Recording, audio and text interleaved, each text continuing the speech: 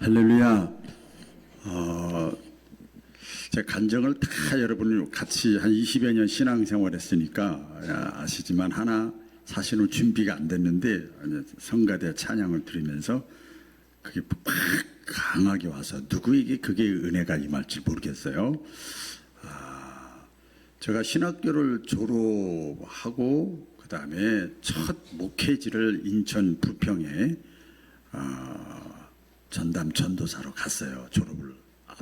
졸업을 바로 앞두고 가가지고 그 잘 아시는 대로 그래서 성결교단으로 교단을 옮기면서 금식 9일째 하나님의 은혜를 받고 말씀을 받고 막 기쁘고 즐겁고 막 환경이 변한 거 하나도 없는데 막 그렇게 해가지고 인천의 그 어떤 교회에 가서 부임을 했어요. 근데 사택이 전도사 부교육자 사택이 굉장히 멀리 떨어져 있어요. 그래서 자전거를 타고 제 아내를 이렇게 태우고 왔다 갔다 해야 돼요.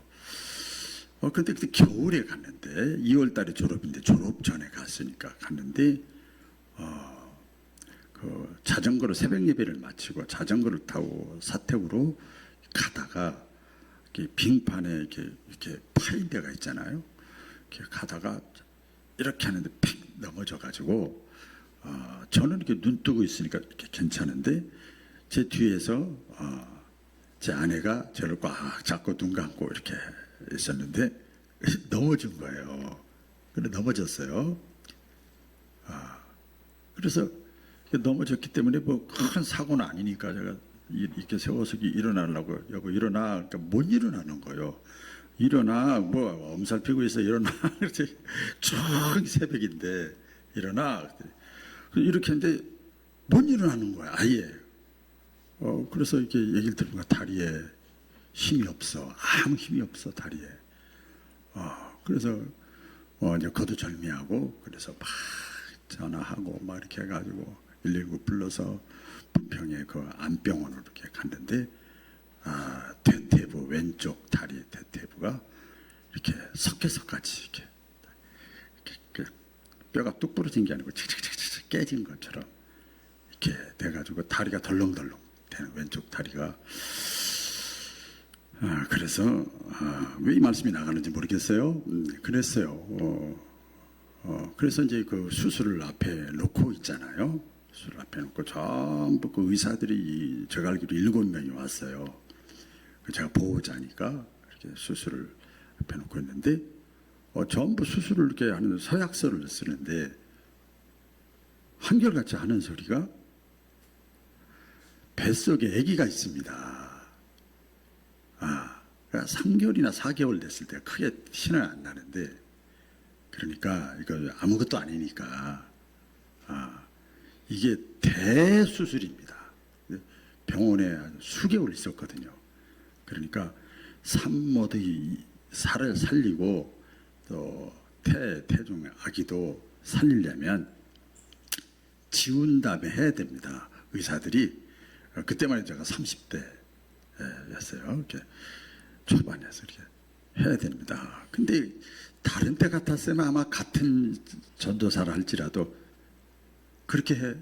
산모하고 아기가 나도 이상이 생긴다니까 당연히 딱 이렇게 하고 수술하는 게 될 텐데 바로 몇 주 전에 금식 9일째 하나님께 응답을 받았단 말이에요. 가로되 은총을 크게 받은 사람아 두려워하지 말아라. 평안하라 강하고 담대하라. 이 말씀 받아가지고 신나가지고 이제 주의 일에 열심히 하려고 하는데 이런 사건 태중. 그래서 그때 그 말씀 저에게 주셨던 그 하나님의 말씀이 얼마나 강력한지 뭐 다 얘기할 수는 없습니다만은 몇 시간 동안 씨름하면서 나 안 받겠다고. 이게 말씀은 지식이지 무슨 뭐 그거 안 받는다고 나 이거 싫다고 그래도 막 줘서 결국 그 말씀을 받았어요. 그래서 목회를 하게 됐는데 하나님은 살리기도 하고 죽이기도 하는 분 아닙니까? 근데 제가 그때 그랬어요. 산모가 이상이 생기든 또 아기가 잘 돼도 기형은 안 돼. 100% 기형하래요. 뭐 이 얘기 어쨌든 간에 그냥 하라고. 아기를 지우지 말고 수술하라고. 그랬더니 막 하얀 가운을 입은 의사들이 막 욕을 하는 거예요. 저한테 막. 이 세상에 이런 사람이 종교이고 뭐 전도사고 뭐 어쩌면서 막 비난을 얼마나 하는지요. 그때 제가 딱 저에게 생각했던 말씀이 있어요. 사무엘상 2장 6절 말씀이 딱 떠오르는 거예요. 하나님은 살리기도 하시고 죽이기도 하시고. 갑자기 말씀이 떠오르는 거예요. 그래서 또 그전에 확신도 있었고 그래서 그냥 하라고.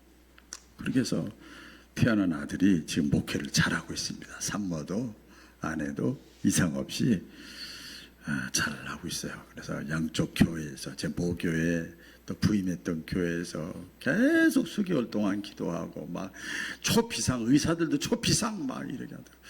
그 큰 이벤트가 있었습니다.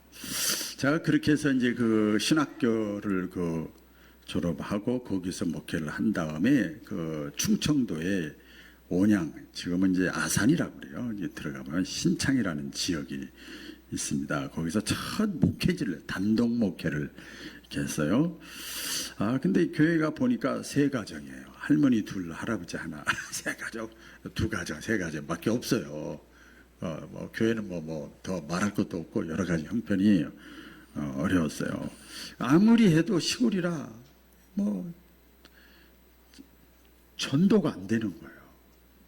그리고 안식일 교회 제7일 안식일 교회가 큰 교회가 걸어서 2, 3분밖에 안 되는데 크게 번듯하게 잘 지어지는 교회가 있고 동네의 지역의 유지는 전부 안식일 교인들이에요.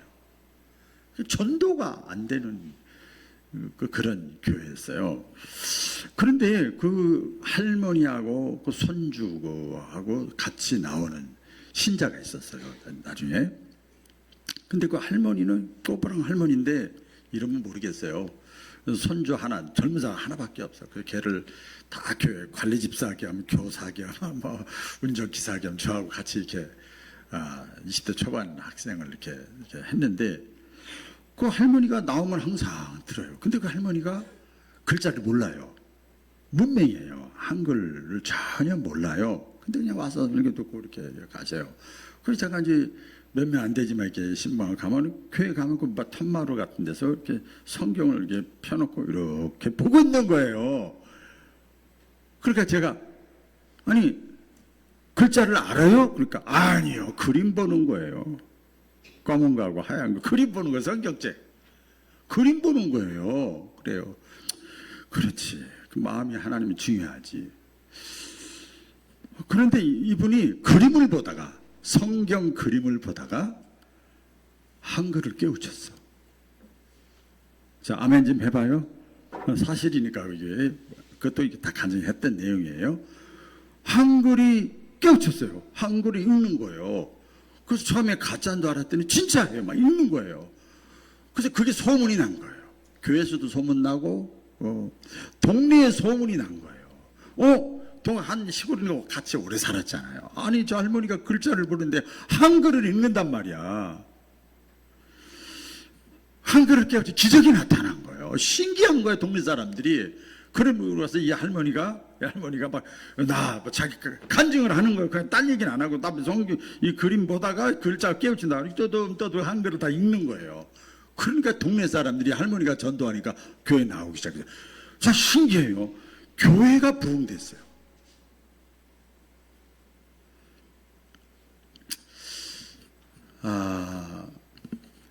우리 성경에 보면 요나 시대에 느느웨 성 있습니다. 멸망 직전에 느느웨 성 사람들이 왕부터 지도자들부터 백성들이 전부 죄를 짓고 범죄하고 그래서 요나 선지자를 그쪽에 이렇게 저렇게 해서 이제 보냈잖아요. 그 요나 선지자가 갔어요. 가서 어떻게 했어요? 하나님이 가서 회개의 말씀을 전하. 하나님의 말씀을 전하. 내 말을 전하라.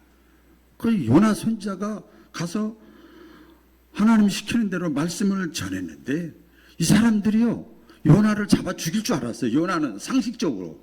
근데 이 사람들이 왕부터 모든 이 백작들은 이 사람들이 전부 가슴을 치면서 막 회개하기 시작하는 거예요. 그러면서 그 니느웨 성이 멸망당할 그 상황 속에서 이분들이 그 말씀을 듣고 회개해가지고 다시 구원받는 역사가 성경에 나타나잖아요. 뭘 들었다고요? 요나가 전한 하나님의 말씀을 듣고. 그 예수님이 십자가상에서 또 죽으셨잖아요. 죽으셨어. 그러니까 예수님을 3년 동안 따라다녔던 많은 무리들이 전부 어떻게 했을까? 예수님이 죽었으니까 실망을 했잖아요. 그렇지요? 낙심하고 실망하고 좌절하고 뭐 이런 말을 쓰기가 좀 그런데 뭐 쳐다보네, 닥쳤던 개지붕 쳐다보네 하는 것처럼, 와, 내가 지금까지 다 버리고 예수님을 따라다녔는데, 지금까지 내가 신앙생활 했는데, 와, 낙심하고 좌절하고 다시 자기들의 고향으로 엠마오로 가는 거예요. 예수님의 제자도 몇 사람이 엠마오로 가면서 낙심하고 좌절하고 실망하고 막 다운돼 있는 거예요. 이렇게 가는데 그 가는 도중에 예수님이 이미 부활로 3일째예요. 십자가에 죽으신 지. 부활하신 주님이 그들 곁에 나타나셔서 뭘 했어요?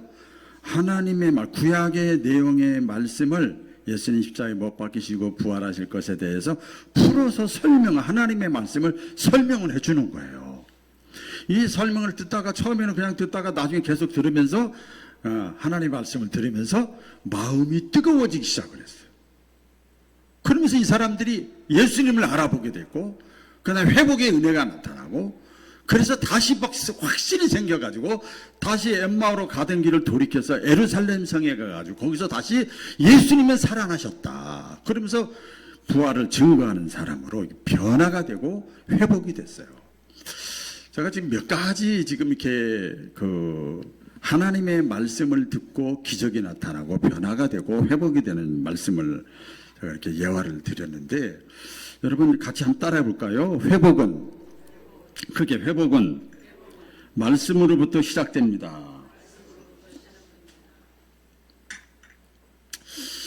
예, 오늘날 많은 사람들이요, 회복을 원하죠. 우리 회복에 대해서 계속 매주마다 지금 말씀을 듣는데요. 예, 몸이 회복돼야죠.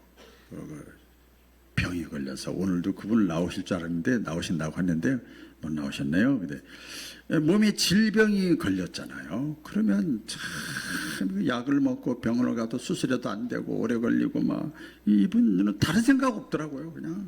그냥 몸이 회복되는 거, 그거 이외에는 뭐 분명히 자식도 있고 손주도 있는데 소용이 없더라고요. 다 필요 없어요. 자기 몸 회복되는 게 제일 우선이에요. 또 어떤 분들, 여러분 가정이 어떨려나 모르겠습니다. 가정이 회복되는 겁니다. 부부관계, 부모 자식관계, 형제간에 이 가정의 평화가 깨진 가정들이 있잖아요.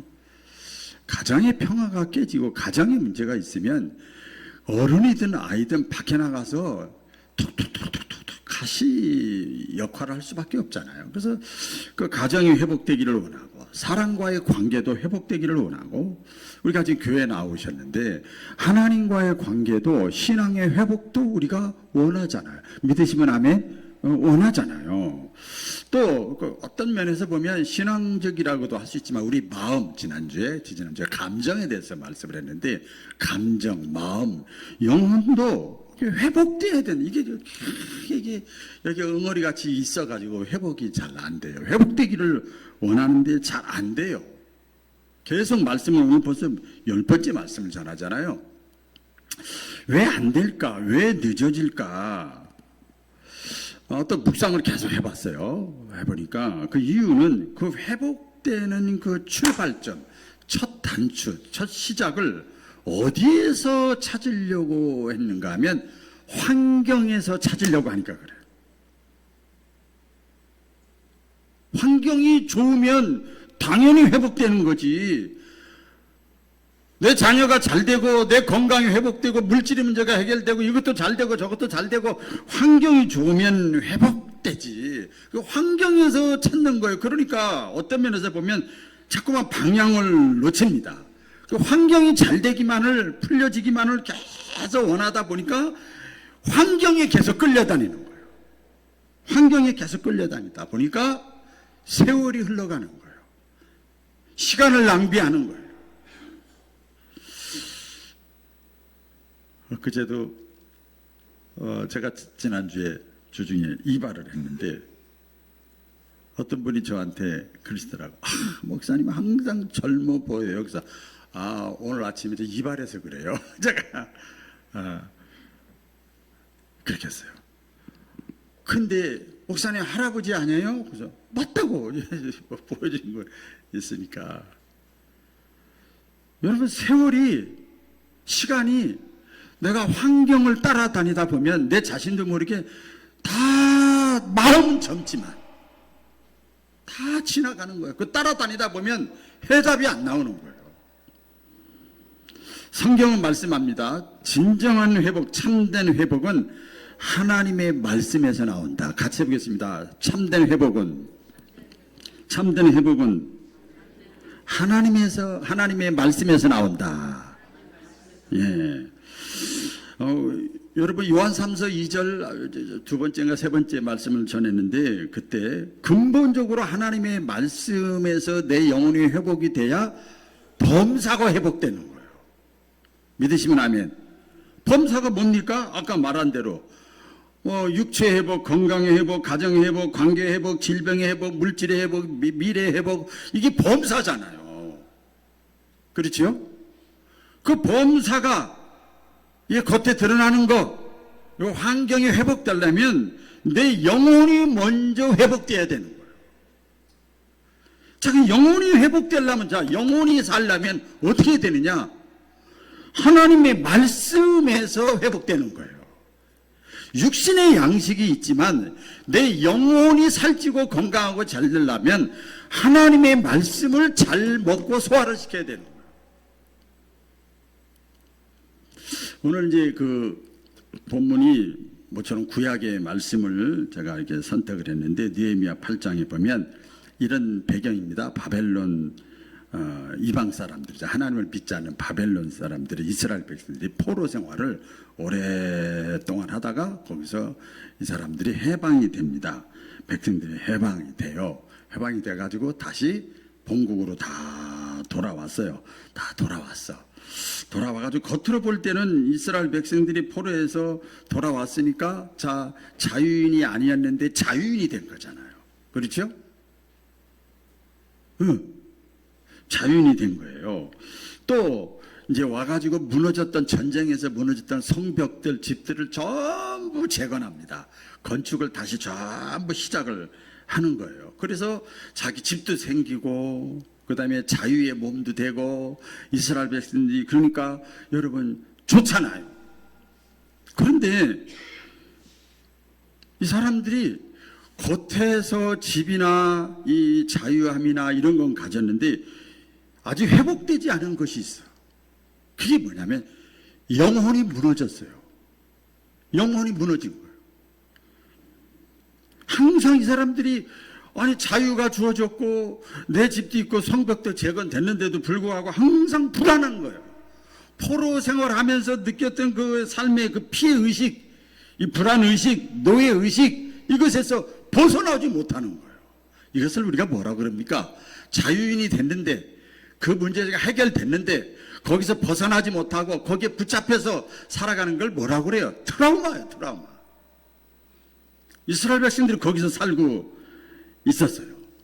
그런데 여러분, 성경에 보면 로마서 10장 17절에 보면 이런 말씀이 있습니다. 믿음을 회복이라고 원의 뜻이 같은데, 믿음은, 회복은 들음에서 나며 들음은 그리스도의 말씀에서 나오느니라. 할렐루야. 네. 네가 회복되는 것은, 믿음이 회복되고 우리 모든 것이 회복되는 것은 하나님의 말씀에서 모든 것이 출발이 되어지는 거예요. 자, 우리 따라해 보겠습니다. 재창을 해보겠습니다. 회복의 시작은 말씀을 듣는 데서 출발한다.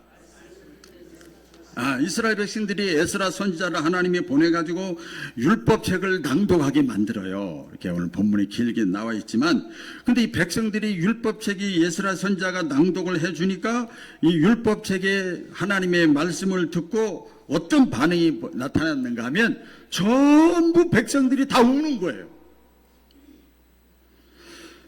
왜 울어요? 하나님의 말씀을 듣고 백성들이 막 울기 시작하는 거예요.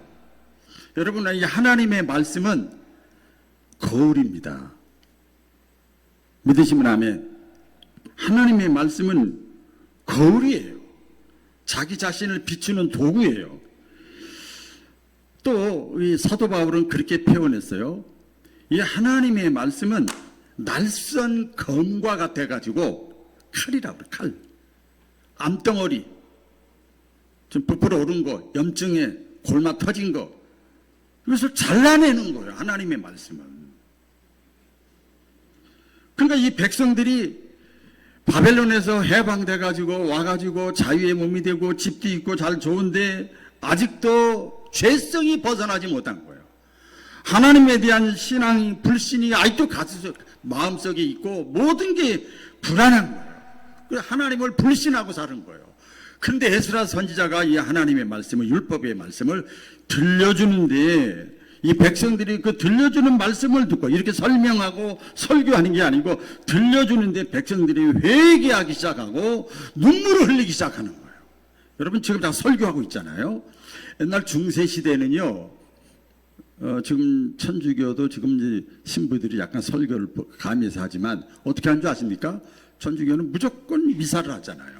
이렇게 하나님의 말씀을 자세하게 알아서 설명해주고 깨닫게 해주고 하질 않아요. 옛날 중세시대는 그냥 성경 말씀을, 그것도 자기들이 못 알아듣는 거, 신부들만 공부했던 걸 들려만 줘도 영으로 깨달아져서 회개의 역사가 나타났어요.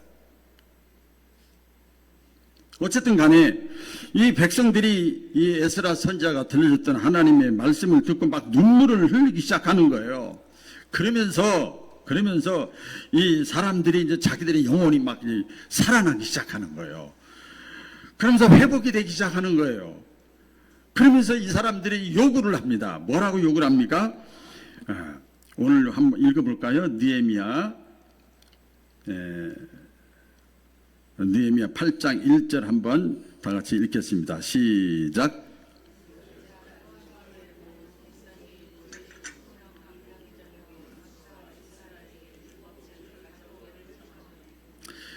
하나님의 말씀을 듣다가 깨달아지고 막 마음에 찔림도 오고 막 이해가 되어지고 막 그러면서 눈물을 흘리고 회개의 역사가 나타나요. 이러면서 이 사람들이 전부가 다 이 얘기하는 거예요.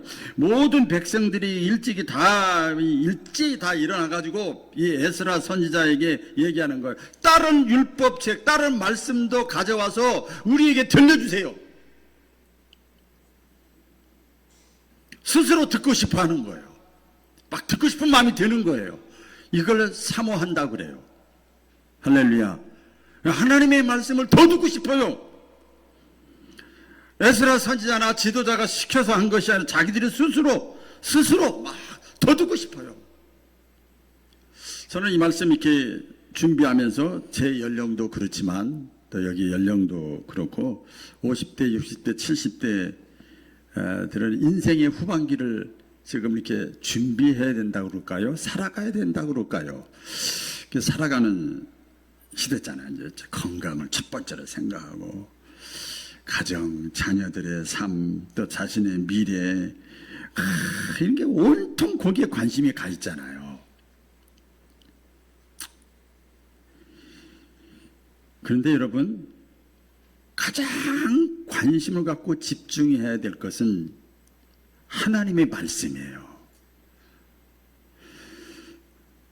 우리 젊은 사람들은 잘 모를 거예요. 우리 신앙생활 오래 하셨고 나이가 이렇게 인생의 후반기에 들어가는 사람들, 세상의 가치관에 속지 마세요.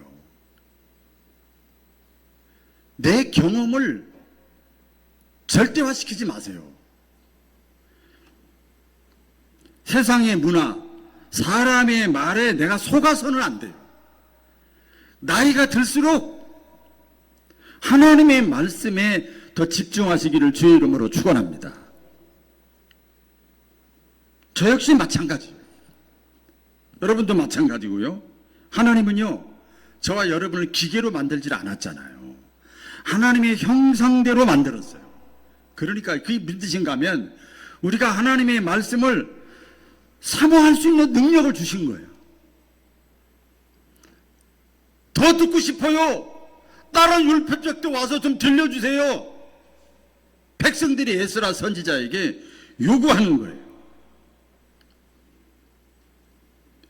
사모할 능력을 주셨어요. 내가 거절할 수도 있고 사모할 수도 있고.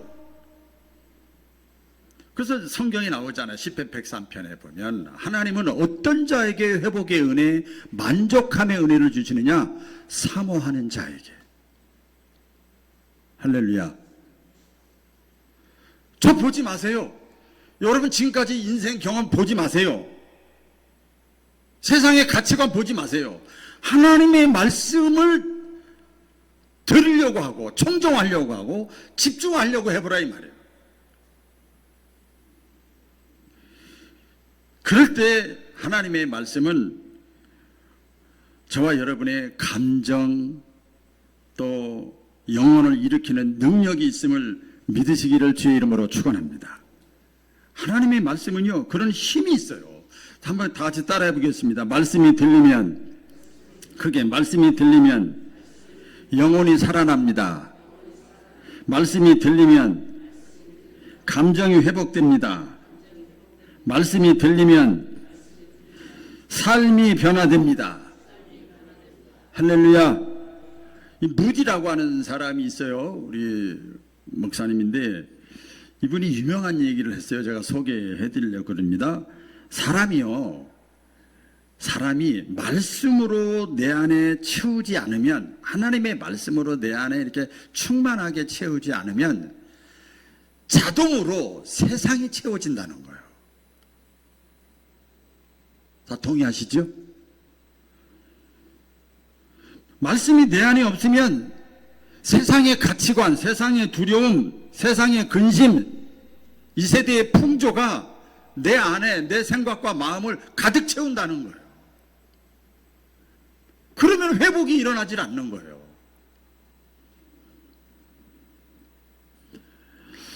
말씀이 깨달아질 때 여러분 회복이 일어나고 진정한 감동이 오는 것을 믿으시기를 바랍니다. 오늘 여기 느헤미야 8장 7절 8절 또 다 같이 읽어볼까요? 시작.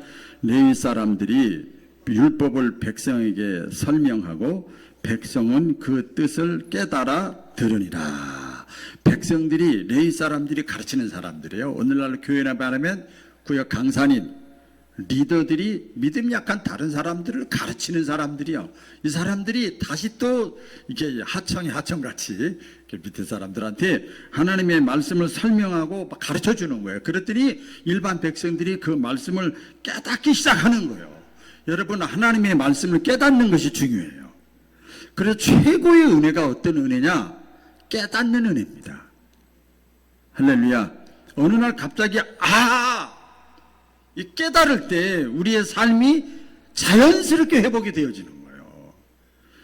그래서 이 백성들이, 레위 사람들이 막 하나님의 말씀을 가르쳐서 설명해 주기 위하니까 백성들이 깨달아 들으니라 그랬어요. 여러분, 그런 면에서 이 말씀은 제가 이렇게 표현합니다. 말씀은 지식이나 정보가 아니라 우리 영혼의 삶을 이끌어가는 내비게이션이다. 믿으시면 아멘? 예. GPS다. 영적 에너지입니다. 아무리 혼란스러운 시대에도 중심을 딱 잡을 수 있는 것이 하나님의 말씀이고, 사사로운 감정, 휘둘리지 않고 분별력을 가질 수 있는 것도 하나님의 말씀이고.